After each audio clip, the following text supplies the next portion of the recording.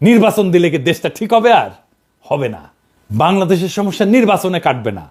এই আওয়ামী লীগকে রাজনীতি করতে দেওয়া উচিত।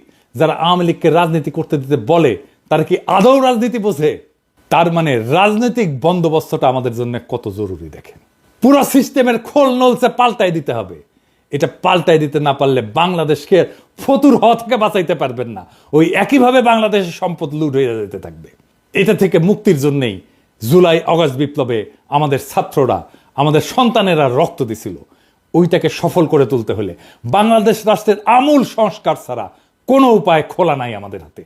ওই রাস্তায় আমাদের যাইতেই হবে।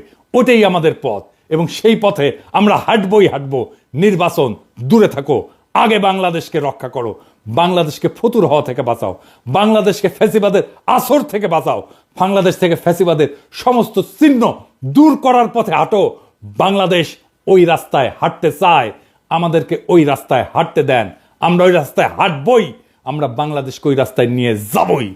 ইনকিলাব জিন্দাবাদ।